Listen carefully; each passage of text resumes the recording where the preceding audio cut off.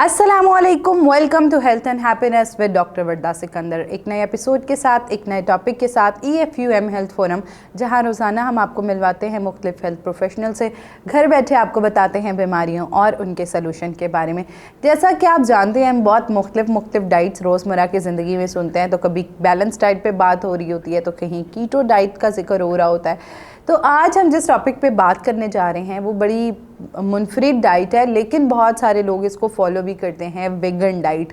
तो ये vegan diet क्या है, कौन से लोग इसको इस्तेमाल कर सकते हैं, क्या ये ख़तरनाक है या लेना सेफ़ है? इसी टॉपिक पे बात करने के लिए EFUM हेल्थ फोरम से हमारे साथ मिस दानियाल मौजूद हैं। आइए इनसे जानते हैं। Welcome to the show. कैसी हैं आप? मैं ठीक, आप कैसी हैं? परफेक्ट। अच्छा दानियाल, सबसे पहले तो आप हमें बताइए वेगन डाइट होता क्या है? अच्छा, ये एक तरह का न्यू कॉन्सेप्ट है। मतलब कोई भी चीज़ होती है ना, अगर वो न्यू आती है ना, बहुत फैसिनेट करती है। सबसे पहले अगर बात करें वीगन डाइट होती क्या है, vegan diet basically plant based food होता है। मतलब जो भी चीज़ हमें प्लांट से प्रोडक्ट से मिल रही है या प्लांट से रिलेटेड कर रही है ना, वो इसमें हम लेंगे। अब इसका सबसे बड़ा इसमें ये होता है कि हमने सिर्फ प्लांट बेस्ड फूड लेने हैं। हमने जितने भी एनिमल फूड होते हैं या उससे रिलेटेड जितनी मतलब डायरेक्टली या इनडायरेक्टली कोई चीज़ हमें मिल रही है ना, वो चीज़ हमने डाइट में इंक्लूड नहीं करनी। मतलब अगर प्लांट बेस्ड है तो उसमें आप फ्रूट्स, वेजिटेबल्स, वीट, इस तरह की चीज़ें ले सकते हैं, नट्स वगैरह ले सकते हैं। लेकिन अगर वो जो मिल्क प्रोडक्ट वगैरह होते हैं या मीट वगैरह, प्रोटीन पार्ट वगैरह, इवन एग, हनी वगैरह, ये चीज़ें हमने इंक्लूड कर सकते हैं डाइट में। अच्छा, अगर बात की जाए तो अक्सर हर डाइट के कोई फ़ायदे होते हैं तो कोई नुकसानात होते हैं, तो क्या ये लेना सेफ़ है या नहीं? देखिए, हर चीज़ के अगर एक चीज़ के फ़ायदे हो रहे हैं ना, तो ऑब्वियसली बात है उसके डिसएडवांटेजेस भी होंगे।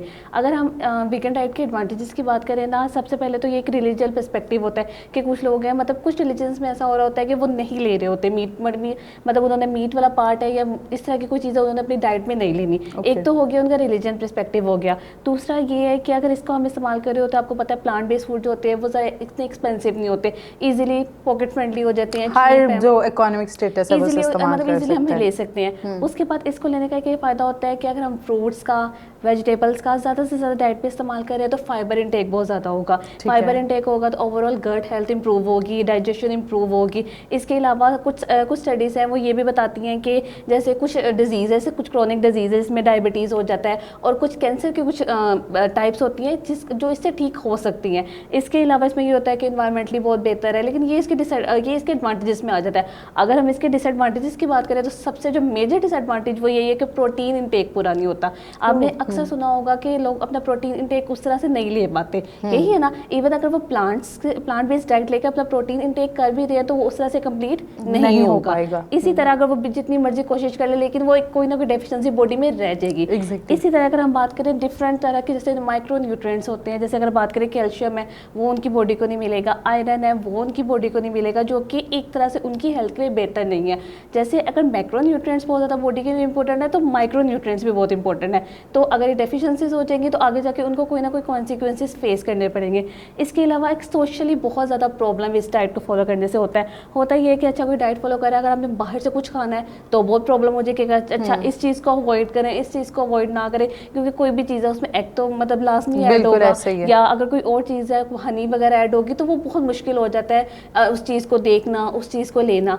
और समटाइम्स इसके प्रोडक्ट ऐसे होते हैं कि वो थोड़े एक्सपेंसिव चले जाते हैं। कोई मिल्क बेस्ड अगर आपने चीज़ लेनी है तो वो थोड़ा महंगा चला जाता है। ओके, अगर बात की जाए तो अक्सर जो होता है कि लोग हम सोचते हैं कि अगर एक आप वेगन डाइट में तो फिर आप अपना प्रोटीन कहाँ से पूरा कर रहे हैं, वो तो सिर्फ प्लांट बेस्ड आपको प्रोटीन मिल रहा है। अगर वेगन डाइट पे है तो वो यही हो जाता है ना कि plant based for beans, lentils, इस तरह की चीज़ों से वो अपना जो प्रोटीन का पार्ट है ना वो पूरा कर सकते हैं। लेकिन इसके लिए भी अगर मैं सजेस्ट करूँगी कि अगर वेगन डाइट करनी है ना तो आप किसी क्लिनिकल न्यूट्रिशनिस्ट, डाइटिशियन वगैरह से कंसल्ट करें, क्योंकि वो प्रॉपर कैलकुलेशन के थ्रू जितनी आपकी बॉडी को रिक्वायरमेंट चाहिए, जितने ग्राम्स में चाहिए, ताकि वो आपको गाइड करे, ताकि जो डेफिशिएंसीज है वो बॉडी में ना हो। इसके अलावा आपने सुना होगा विटामिन B12 एक विटामिन है, वो क्या होता है, वो हमें एनिमल प्रोडक्ट से ही मिलता है, ठीक है। अब अगर वो हम नहीं लेंगे, वो बॉडी में नहीं जाएगा तो काफ़ी ज़्यादा उसकी डेफिशिएंसीज फेस करनी पड़ सकती है। मतलब ब्रेन है वो सही तरह से काम नहीं करेगा, उसकी जो फंक्शनिंग वगैरह है वो प्रॉपर नहीं हो पाएगी।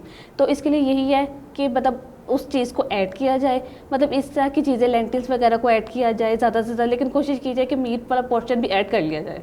अच्छा, कौन से ऐसे लोग हैं जो इसको इस्तेमाल कर सकते हैं? किसी स्पेसिफिक डिजीज़ या ऐसा कोई होता है? अच्छा, इसकी कोई स्पेसिफिक नहीं है कि क्या कोई स्पेसिफिक लोग ही इसको फॉलो कर सकते हैं? जैसे मैंने आपको बताया कि ओवरऑल बैलेंस मील लेना ये बहुत ज़रूरी है। मैंने कुछ फ़ायदे तो इसके बता दिए कि अच्छा ये इसके एडवांटेजेस हैं, ये इसके एडवांटेजेस हैं, लेकिन इसकी डिसएडवांटेजेस की भी काफ़ी बड़ी लाइन है, क्योंकि सबसे मेजर इसका जो ड्रॉबैक है वो यही है कि प्रोटीन पार्ट पूरा नहीं हो रहा होता। अब प्रोटीन पार्ट की कैलकुलेशन नहीं हो पाती लोगों से, तो बेहतर है कि आप प्रॉपर एक बैलेंस मील ही लें, क्योंकि उसमें सारा कुछ आपको ईजिली ऑब्टेन हो जाएगा। जो जो बॉडी को ज़रूरत होती है, इसके अलावा माइक्रो न्यूट्रिएंट्स हैं वो भी बॉडी को मिल जाएंगे, जो कि बॉडी के लिए ओवरऑल बहुत ज़्यादा इंपॉर्टेंट है। इसके अलावा आपने सुना होगा आयोडीन है, जिंक वगैरह, वो भी उस बॉडी को नहीं मिल पाता। फिर इसके लिए क्या करना पड़ता है, फोर्टिफाइड फूड्स लेने पड़ते हैं, सप्लीमेंट्स वगैरह का इस्तेमाल करना पड़ता है। तो बेहतर है हम नेचुरल वे में चले जाएं कि हम as compared to fortified foods पे आए, सप्लीमेंट्स फूड पे आए। तो okay, all right. Miss Daniyal EFUM health forum से हमारे साथ मौजूद थी। इन्होंने हमें बहुत ज़बरदस्त एक्सप्लेन किया, जहाँ बहुत सारी डाइट्स होती हैं उनके फ़ायदे होते हैं लेकिन साथ नुकसानात भी होते हैं।